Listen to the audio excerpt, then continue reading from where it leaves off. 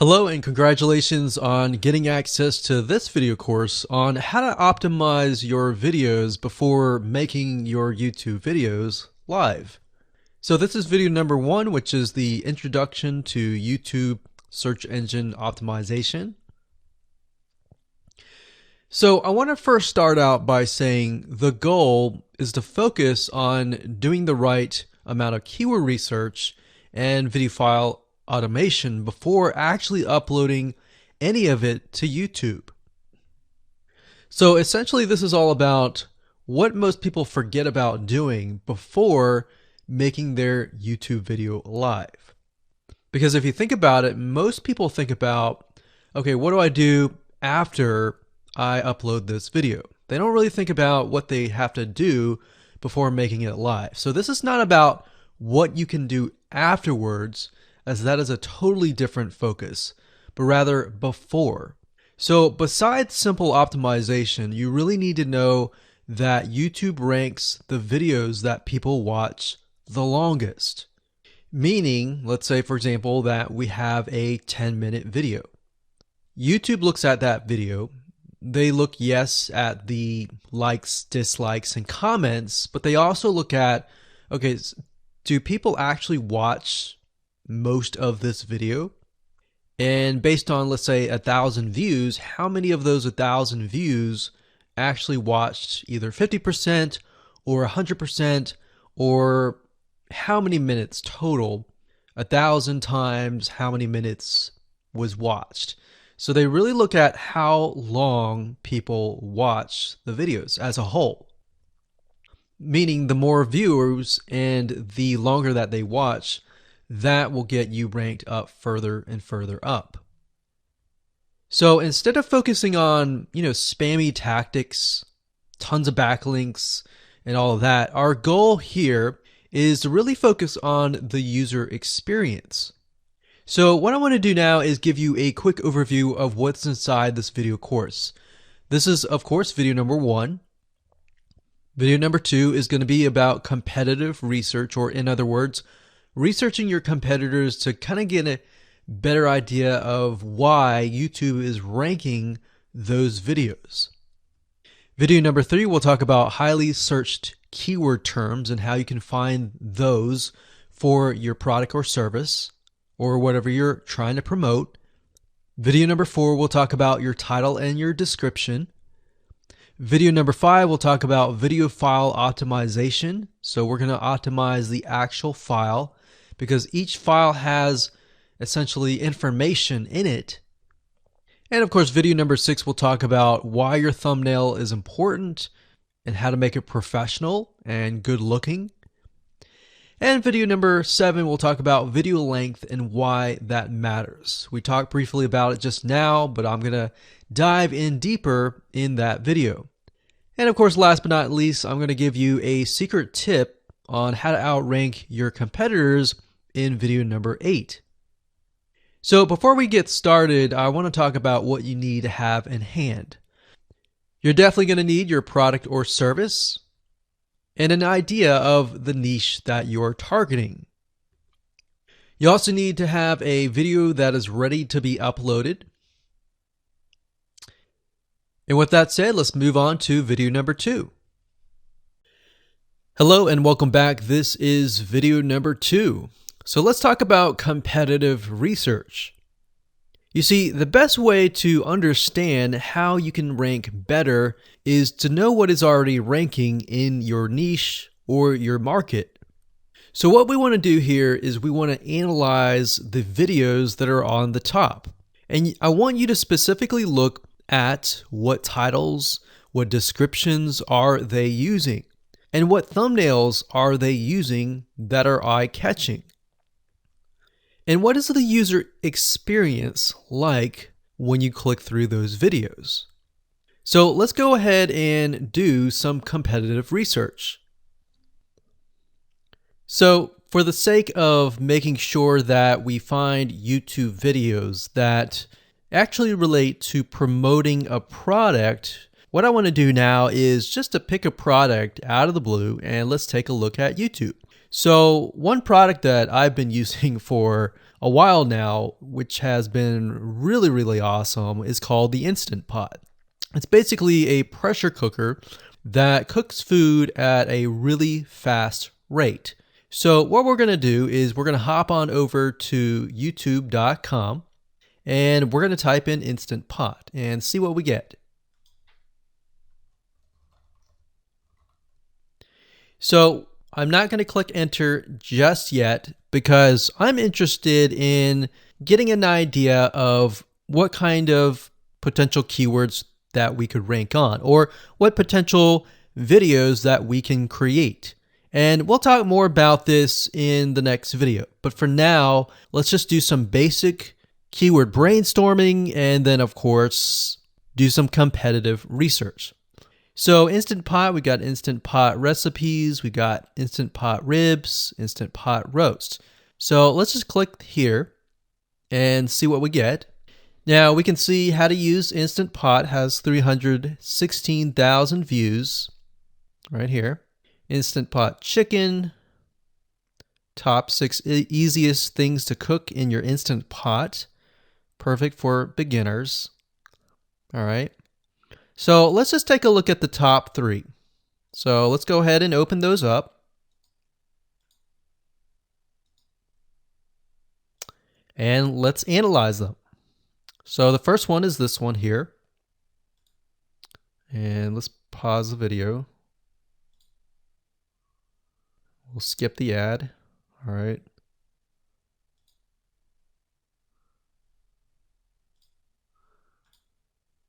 Okay, so how to use the Instant Pot 101 for beginners.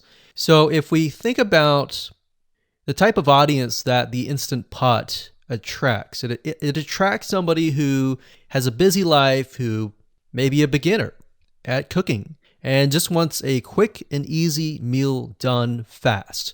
So we can see that. So one thing that I like to do is I like to copy the titles to Notepad. Just kind of get an idea of what we're dealing with. So that's the title. Looks like she's promoting an Amazon affiliate link. We can see that here, Amazon.to. We've got Instant Pot hacks, Instant Pot yogurt, and all that. So what she's doing, it's very funny, but she may not realize she's doing this, but what she's using is a method called siloing. And she's basically telling YouTube, hey, not only do I have this video on Instant Pot, I've got Instant Pot hacks, yogurt, recipes, and other recipes. So let's just copy that in here. So that's video number 1. So we're going to rank it from video 1, video 2, and video 3. Let's scroll down a bit. We've got 373 comments. I will say when it comes to YouTube, they're looking for engagement. So comments is good, likes are good, even dislikes are good as well. Even though dislikes are bad from a human standpoint, it tells YouTube that there is engagement, all right? So sometimes we're going to be able to view, we can't do it here, but sometimes you'll actually be able to view more data. But for now, you can't hear. Now, we can actually dig deeper if we want to. So let's just take a look at Natural Brittany's YouTube channel. Because when you're doing competitive research on YouTube, it's not just that particular video. It's actually the whole YouTube channel as a whole. The authority that that channel holds. So she has 116,000 subscribers. Click on the videos. She has a good amount of videos that talk about anything, looks like from cooking, from budgeting, from grocery, a lot of very similar videos. So let's scroll down. And now let's go ahead and take a look at the second highest ranking video. So if we go back over to here, and this is the Instant Pot chicken, cook with me, meal planning, meal prepping, Sunday setup. So let's go here, take a look.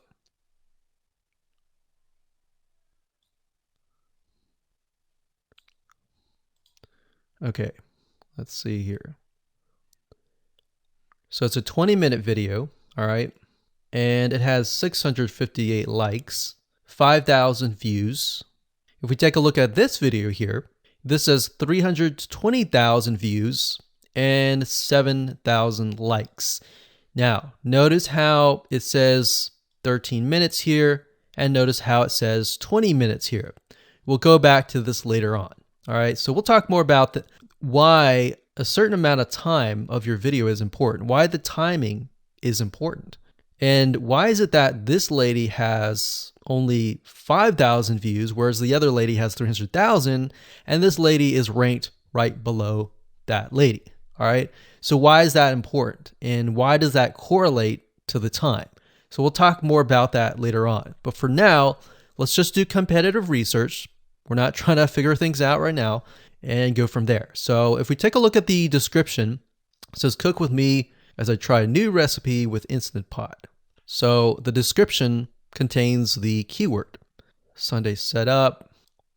Looks like she's got some Amazon links. And if we think about Instant Pot, who could it be targeting?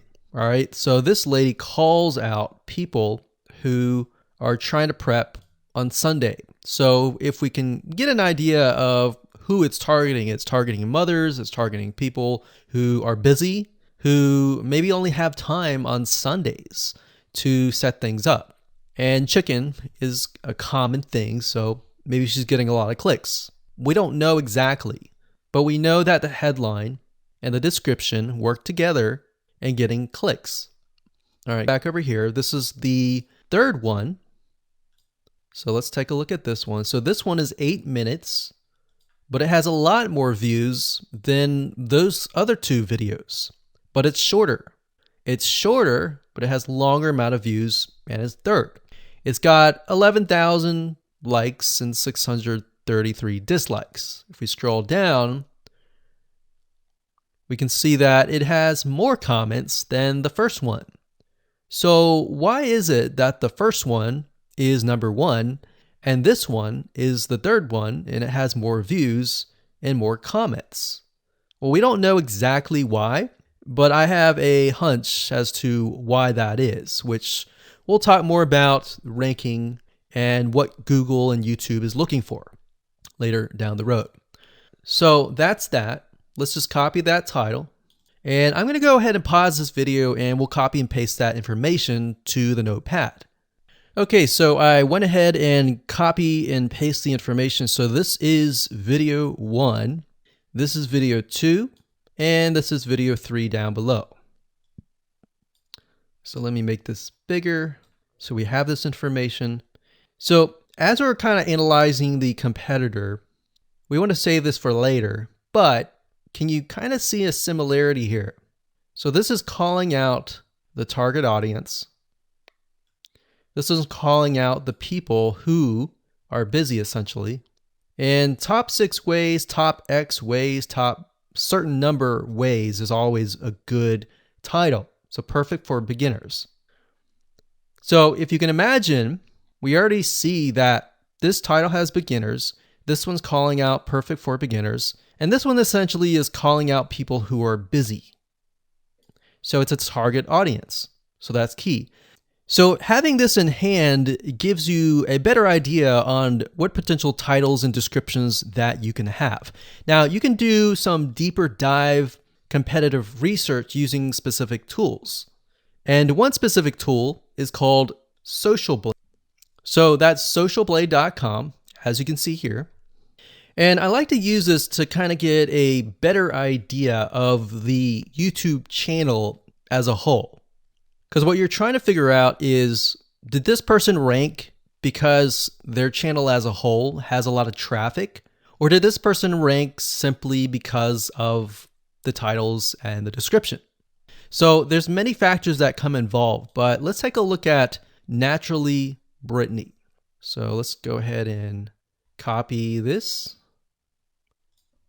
And you basically want to come here and type in the username of the YouTube channel. So we'll go ahead and click this here. Okay, so we can see here that this is Naturally Brittany, 116,000 subscribers. She's got 19 million video views. So that kind of gives us an idea of how easy it is to break through. Is it easy? Is it going to take a little bit work or what?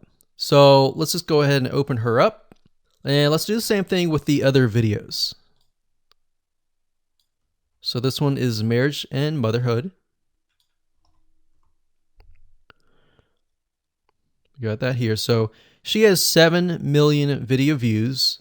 So it's about half of what we saw earlier. And this one is called Six Sisters Stuff. And this one has about 9 million video views.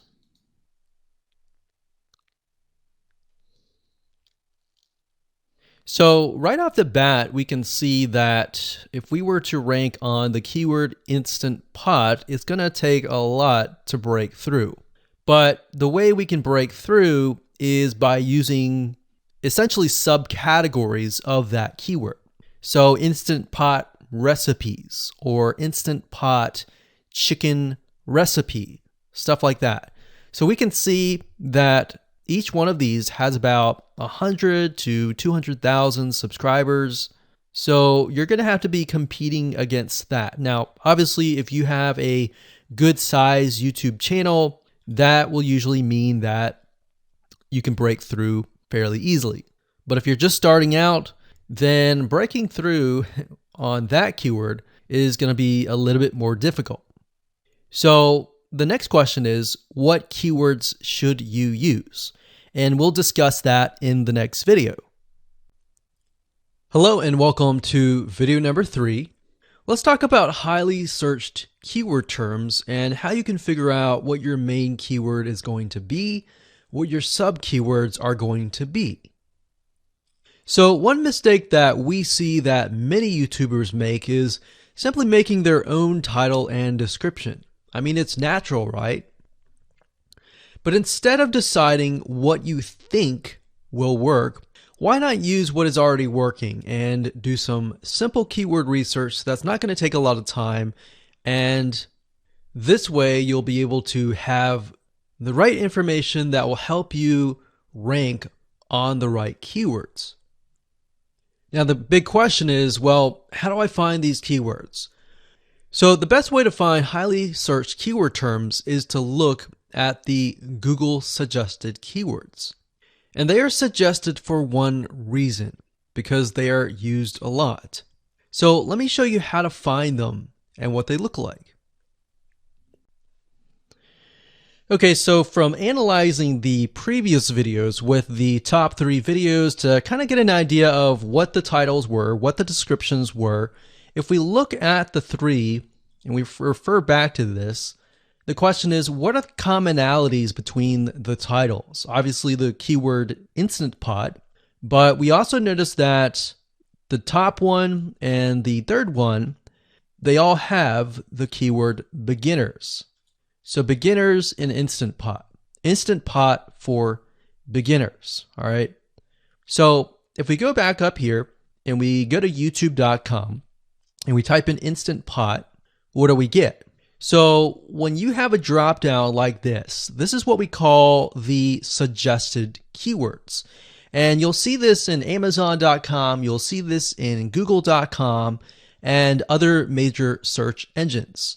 And what this is high demand and highly searched keyword terms.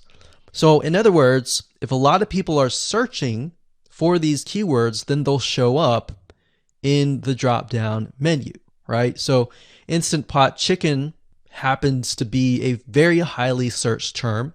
And take a look at this. This one is related to Instant Pot chicken.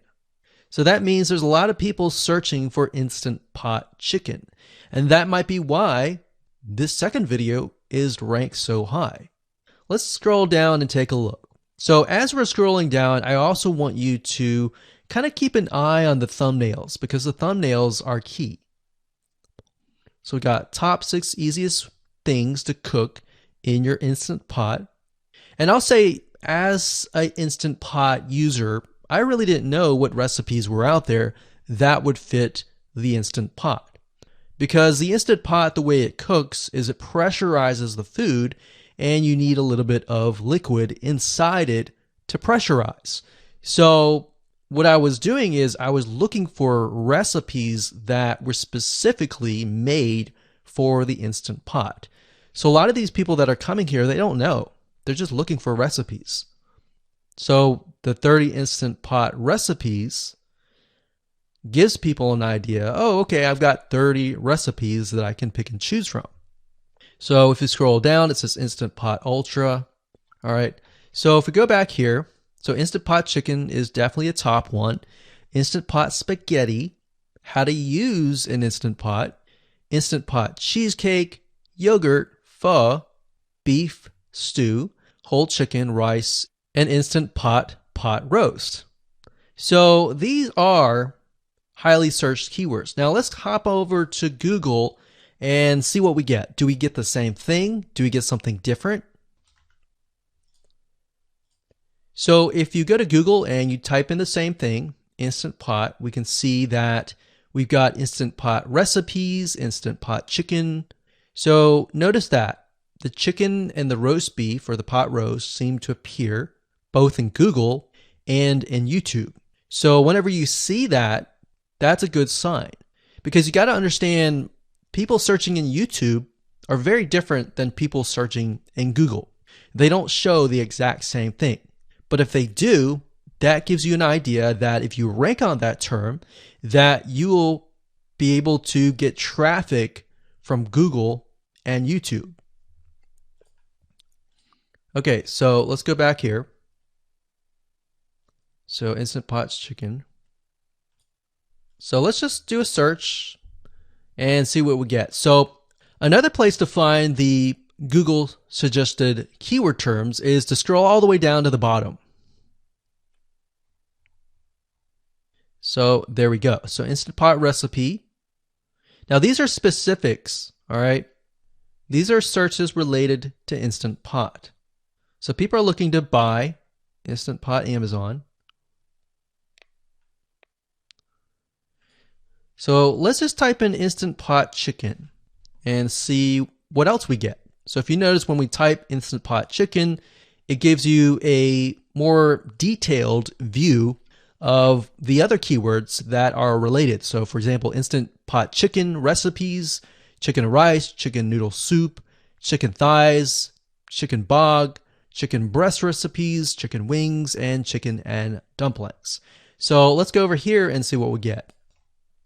So Instant Pot chicken recipe, wings, noodle, biryani, thighs. So a lot of these are actually appearing that are the same. Okay, so moving on here, we've got Instant Pot chicken. Now let's take a look at what we have here. So what I would do is I would do the same thing, the competitive research. Now, if you notice here, the Six Sisters stuff, it's a different video, but it's a similar video. Now this video is different. This lady is the same. And that's another thing. So if you rank high on the main keyword, then you could potentially rank on the other smaller keywords as well. So that gives you an idea that of what content to create and what keywords to target. So we could potentially make it about Instant Pot chicken. And what I would do is go back here. Let's say we want to title it the Instant Pot chicken. What I would do is I would scroll here and take a look at questions people are asking. So how do I cook chicken and potatoes in Instant Pot? How long does it take to cook chicken pot, Instant Pot? We scroll down, and what I would do is grab these keywords. So I would grab these keywords.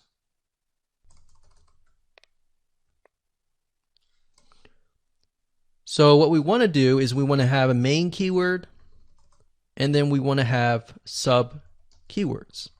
So the main keyword here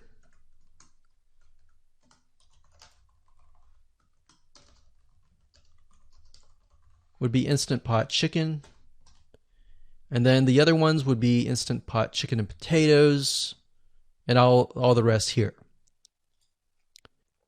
So having these in hand will give you a better idea on how to go about creating your titles and your descriptions so that you can target specific keywords, and that you're not like any other YouTuber who is simply making up titles and descriptions just out of your head. So this way you can be strategic and rank effectively. Hello and welcome to video number 4. In this video, we're going to talk about your title and your description. So let's take what you have gathered in the previous video and let me show you how to properly create your titles and descriptions.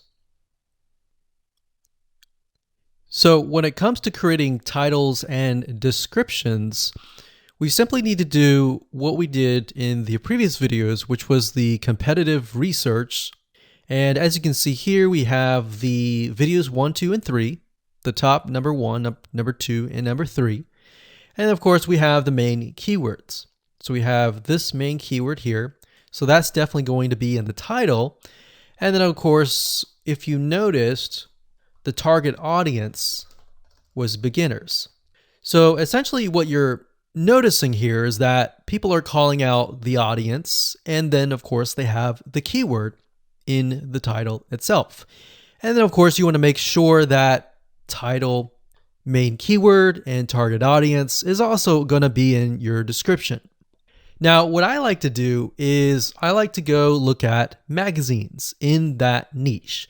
It doesn't necessarily have to be exactly, in this case, Instant Pot, but it needs to be somewhat of that genre. Now, one thing that I noticed was when we took a look at the Instant Pot chicken, you could write out something like top 6 easiest things.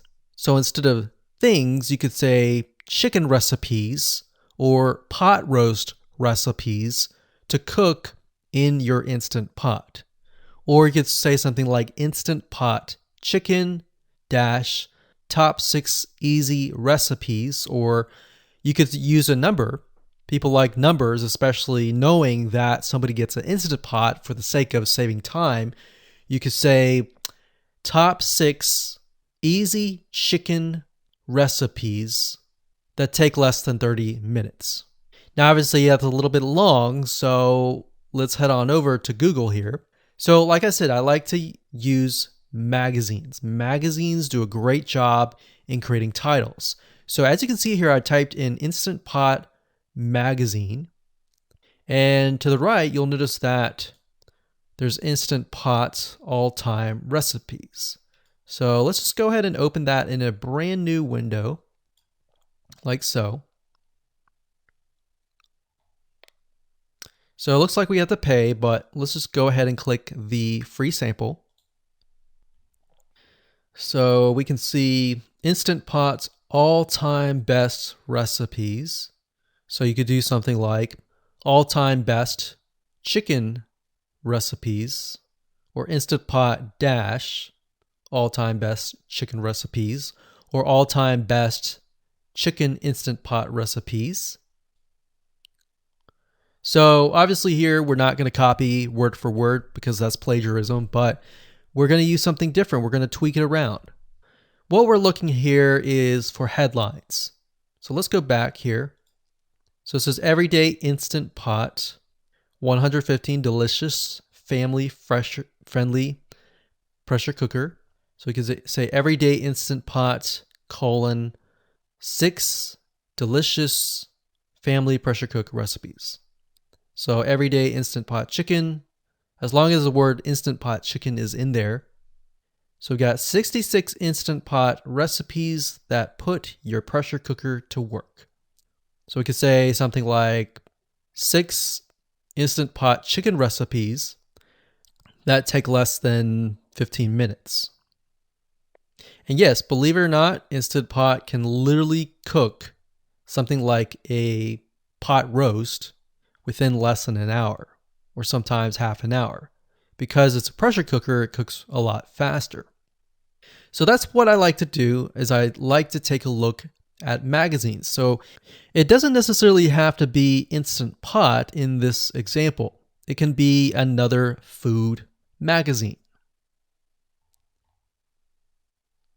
So essentially that's how to create the titles. As far as the description goes, if you take a look at what they've written here, the first one that's ranking really well, as you can see here, we've got Instant Pot 101 for beginners. So you'll notice that they are trying to target the keyword Instant Pot 101 for beginners. So they've stated that in the title, and they've also put it in the description.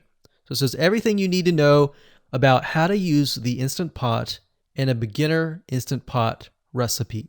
So notice that they use the keyword beginner Instant Pot twice. And then, of course, they got Instant Pot hacks, Instant Pot yogurt. And what they're essentially doing here is they're linking to other related videos.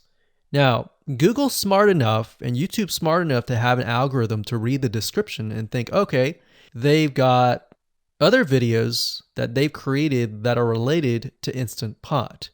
This video must be good, or this channel must have a lot of relevant information. So we're going to rank it a little bit higher because it's going to give people what they want to see. So now we look down here, it says Instant Pot Chicken. So this is the lady who is ranking really high on Instant Pot, but also Instant Pot Chicken. So it says cook with me as I try a new recipe with my Instant Pot. So we can see the keyword Instant Pot here. And as you can see, the description is really written for the user, but it contains the keywords that are necessary. So you don't need to write something like Instant Pot Chicken or something that's just a bunch of garbled information. You want to make sure that the title and the description attract people first and foremost, and then embed the keywords within. So the third one, we've got top 6 easiest things to cook in your Instant Pot, perfect for beginners. So it says, today I'm sharing with you the 6 easiest things to cook in your Instant Pot. So you can see here, the title is here, but the title is also in the description. It says, now these are perfect if you are just starting out or even had the Instant Pot for a while. So you can see the keywords that are embedded, but it's really written for the user. And that's the way it should be, because the title and the description will actually show up in the YouTube search engine, as you can see here. So we've got the title, we've got the description. So we want to make sure that the first sentence in your description is catchy as well. Hello and welcome to video number 5. Let's talk about video file optimization. Did you know that all files contain data that tells YouTube what your video could be about? Let me show you. Okay, so the way that YouTube gets an idea of what your video is about is by transcribing it.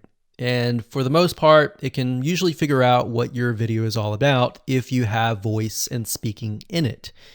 Now, you can go one step further by adding what we call video file metadata. It's very similar to a website metadata. So for example, if you right click on any website and you click on View Page Source, up at the top, you're going to see a lot of what we call metadata. So right here, we can see the name, the title, the description, and all that information. So what that does is it tells Google essentially what your website is all about. So very, very similar in this case of what we're doing here. So what we're doing here is we are taking the video file that you have created and embedding it with more information. So besides the title and description, YouTube will be able to read the metadata inside of your video. So it'll make a little bit more sense when I show it to you. Now, it's really hard to find software out there that allows you to embed metadata except for a few. So one of them is called Video Converter by Wondershare, and that is videoconverter.wondershare.com. That's videoconverter.wondershare.com. So if you go here and you go ahead and download up at the top, you will be able to embed metadata. In fact, we're going to be using that for this particular video. Now, there are other software out there like the Adobe Bridge software, which allows you to embed the metadata into your video. Now, the reason why I'm using Wondershare is because I feel like it's a lot easier to use. So if you go ahead and download this, we're going to open this here. And what I did was I clicked Add Files, and I chose the file. Now, there's a lot of things that you can change about the video, but what we're particularly interested in is this I icon right here. So click this I icon, or letter I here, and you're going to see that it says name, language, episode name, actors, director, screenwriter, tagline, and description, and comments. So what I recommend is you try to complete this as much as you can. So episode name, actors, so that would be whoever is in the video, the director, the screenwriter, which could be you, and then the tagline. What I would do is the tagline be your title, and then the description be your description. So whatever you're going to upload to YouTube, put this as a title and put this as a description. And then for comments, I would put something like keywords. And all you have to do is click save, convert it, and done. That's the reason why we're using Video Converter, because it's just so much easier. With Adobe Bridge, it's easy too, but there's a lot of more options and very easy to get confused. So once you're done with that, you save the video. Your video has the metadata inside of it, and all you have to do is simply upload it to YouTube, and that's it. Hello and welcome back. This is video number 6. Let's talk about your thumbnail and why that is important. You see, since our goal is to get more clicks or more views to your YouTube video, we have to rely on attracting viewers. So if you think about it, the thumbnail is the first thing people see as they are scanning to find what interests them the most. So in other words, if you think about it, if you go to youtube.com and you type in a keyword, you're going to see all the results with thumbnails, the titles, the descriptions, and all of that. So that's the first thing that they see. So let's discuss what your thumbnail should contain and what's working in your market and how to figure that out. So when it comes to having a thumbnail, you want to make sure that it is eye-catching, meaning it shows somebody what they want. So if Instant Pot Chicken is your main keyword, you want to make sure that your thumbnail has something in it that entices them. So it's good to have the keyword or the title in it. So you can see right now the way YouTube works is they have an initial title or an initial thumbnail, and then after that you can see motion. So if I put my mouse over it, you can actually see part of the video, which makes it a lot more engaging. So as we scroll down, the initial thumbnail that this woman uses is the Instant Pot. And then this one here, it says Instant Pot recipes. So Instant Pot. So we can see the ones at the top definitely have the Instant Pot in it, or a word that's chicken, or a picture that has chicken in it. So it fits the keyword. Now, if you're not a professional, thumbnail artist or anything like that, there are different sites that you can use to get these created. Now, bear in mind that you never want to use a thumbnail that is clickbaity or that lies to somebody, because if they click on it and then the video is nothing like the thumbnail, then guess what? You might get tons and tons of clicks and perhaps views, but you're not going to get people watching your video, which is very, very important, which we'll discuss in the future videos.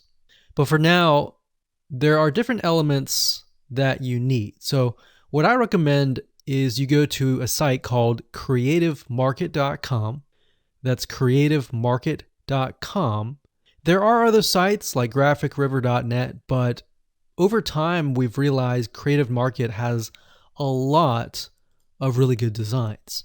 So what we can do here is in the search box, we're going to type in YouTube thumbnail.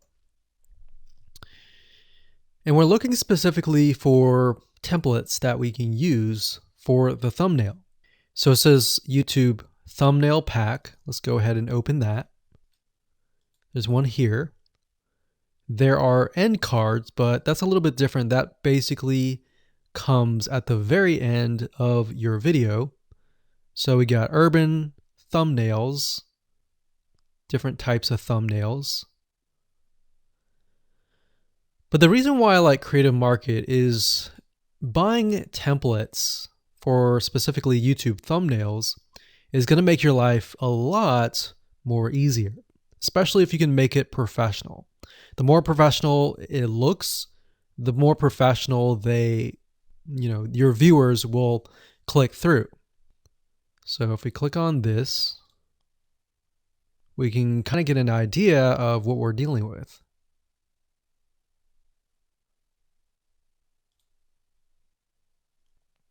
And here's more thumbnails here as well.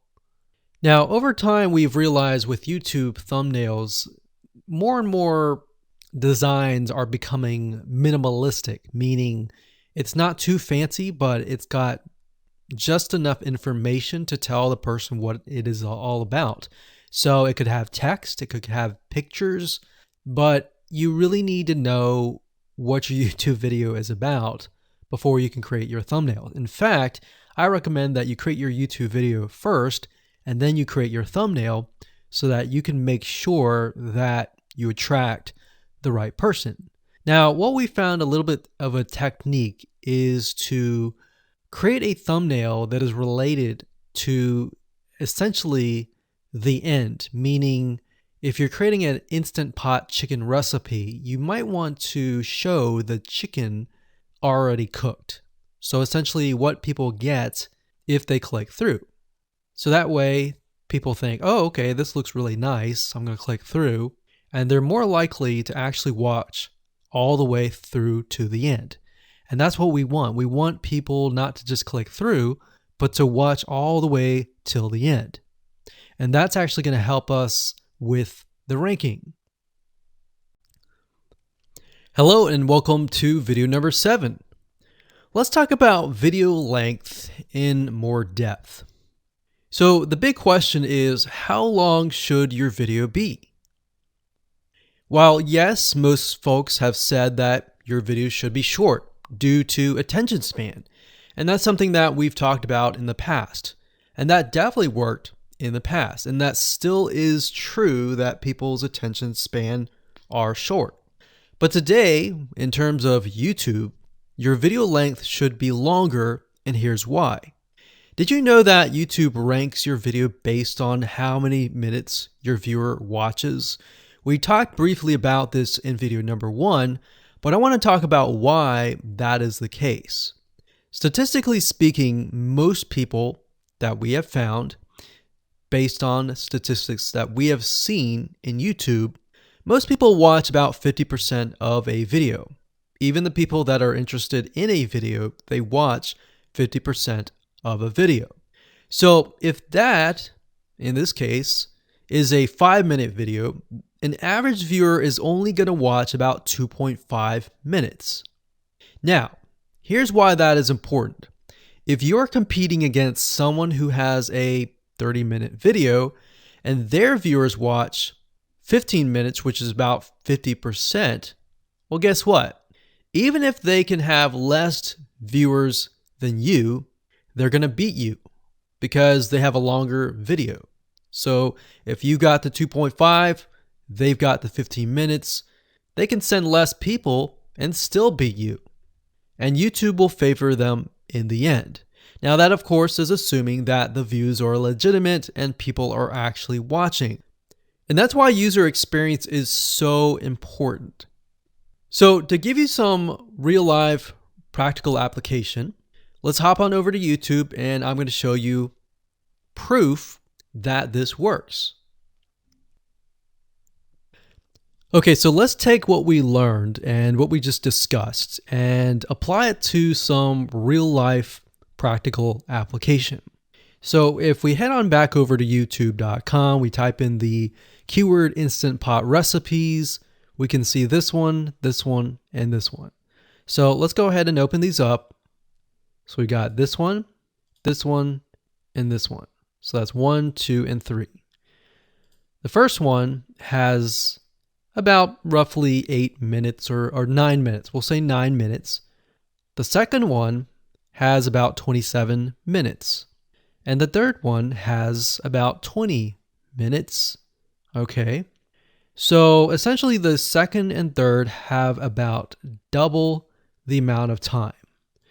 So like we talked about, most people watch about 50% or less, and then they quit. That's the average, right? So if that's the case, this person here, even though they have more views, see that? 800,000 views, even though they have more views, they're competing with somebody with a 30-minute video. Essentially, it's 27 or 28, but close to 30. So if we round that, we'll just say this is 10, this is 30, and this is 20. All right, so let's keep it at even numbers. So if that's the case, there's 4 minutes here, 15 minutes here, and 10 minutes here. So this means that the person with the less amount of minutes, they're going to need a lot more views and a lot more people watching it. So in total, if this person has, obviously this person's number one, but what I'm saying here is because YouTube looks at how many minutes are watched, if this person had 800,000 views and this person had only half of that amount, but had more than double this amount, this person right here would most likely rank higher. So see that? Only 100,000 views, 15 minutes. This one here, 20 minutes, only 6,000 views. So you might ask, well, shouldn't this be maybe number one? Not necessarily. If we really look at it, so we've got 800 times 4 minutes, and that's not going to be exact. I mean, we could even take 500. And this is definitely going to be number one. And this is definitely going to be number two based on the information. But this person, because they have a long enough video, even though they have less amount of views, they're still able to rank pretty high. So this is based on one of our YouTube channels, which has over 9 million of minutes watched. And based on that, that's what we've seen. Now, there's other factors like likes, dislikes, comments, and other things like that, titles and descriptions. But that's a big, huge ranking factor because it legitimately tells Google and YouTube, hey, this YouTube video is legit. Not only people are clicking on it, they're actually viewing it. And they're viewing at least about 50% on average. So that's why the video length is important. Now, you don't want to make a long video just to make a long video. You might want to make a video that has really good content. And that's the goal. It's not based on spammy backlinks or anything like that. It's based on providing real value. Hello and welcome to video number 8. So just want to say congratulations on reaching the end of this video course. We're going to talk about a secret tip that you can use to outrank your competitors. So we briefly talked about why having a longer video was important, right? So one secret tip that we can give you is that what we have found that works is the following. Longer videos in the sense of live streams, which means you get on YouTube and you talk to people live. You have webinar replays and videos where people expect them to be longer. So in other words, people are expecting these to be longer. If you make a normal video that people expect to be 5 minutes and you make it an hour, then you're not really going to hit that 50%. But when you have a live stream or a webinar replay, usually people typically expect it to be at least 1 hour. So because people expect it to be 1 hour or longer, they expect to take time out of their busy schedule to actually watch your longer video. And what we found is these work really well compared to the average video. So let's discuss what you need to do in terms of software or even web applications that you need to create live streams and webinar replays. So in order to create a YouTube live stream, you're going to need to have a broadcasting software. There are many. You can go to YouTube and type in live stream, how to set it up, and there's a lot of videos on that. But this is one particular one that we have used and that has worked really, really well for us. It's called Open Broadcaster Software, and it's free, best of all. And that is located at obsproject.com. So as you can see here, there is versions for Windows, Mac, and Linux. So it's simply as easy as downloading and you can start streaming. So the reason why you need this software is basically what it does is it connects to the YouTube live stream system. And when you're ready, you click record and you're good to go. Now, I'm not going to go in depth on how to use this product just simply because there are so many different options and so many different ways of using it. Now, like I said, the tip is when outranking your competitors to have longer views. This is good for kind of a face-to-face talking head type long video. Now, if you want to use a camera, you can do that. If you want to do something like screen capture, meaning you're going to show your screen, then you're going to want to use something like GoToWebinar. And you can go to gotomeeting.com/webinar to do that. Another tool that we have used, which as of now, it is free, and who knows, it could change. So GoToWebinar does cost money, but it's a nice way to kind of engage with people. So this is the route that I would go if you are engaging with people. If you're not engaging with people and you're simply doing screen capture, there is a tool called Use Loom. Let me show it to you. So useloom.com. Loom is essentially a Chrome plugin, and what it does is it allows you to record your screen. It's super easy to use. In fact, it's super, super fast. It's so fast that you can literally start recording, and within seconds when you're done, you'll have the video in hand. And you can download the actual video file to your computer really fast.